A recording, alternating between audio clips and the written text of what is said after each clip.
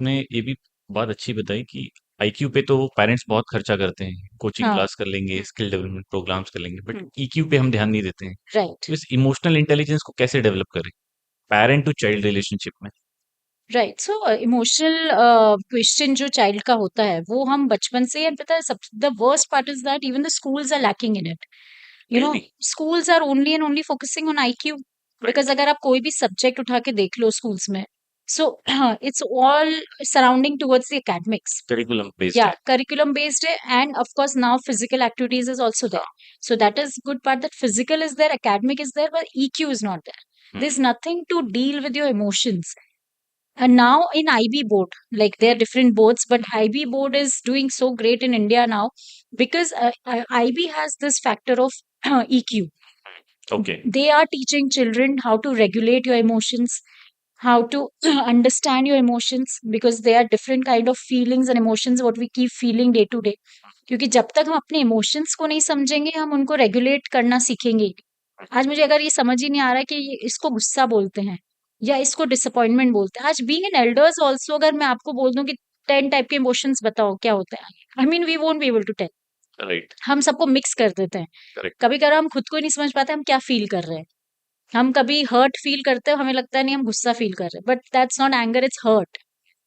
हम कंफ्यूज हो जाते हैं दोनों में। तो जब हम डिफरेंशिएट करना सीख जाएंगे कि नहीं ये हर्ट है, ये एंगर है, ये सैडनेस है, ये डिसअपॉइंटमेंट है, so then we will be able to cater them very well.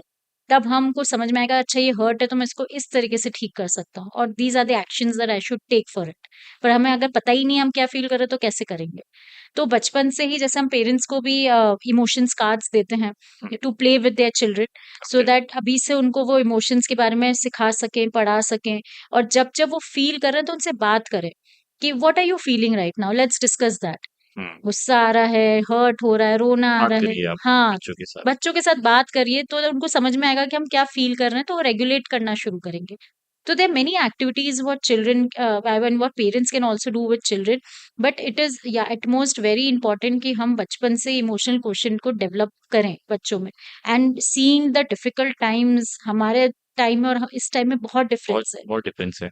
मतलब this era is actually difficult, and मतलब कंपटीशन बहुत है, and there is lot of hustle going on अपने। इंफॉर्मेशन एक्सेस बहुत जल्द है बहुत बच्चों को। इन्फॉर्मेशन एक्सेस है, और हमारे पास खुद के लिए टाइम नहीं है। बच्चे खुद 2 मिनट में मतलब पीस में कोई बैठ नहीं रहा है 2 मिनट भी। लाइक एज आई से कि emotional question is spirituality, spirituality is about knowing your self. Meditation में आप थोड़ी देर बैठो और just sit with your self, just sit silently, keep everything aside, और 10 मिनट आपको खुद के साथ दिन में बैठना बहुत जरूरी है।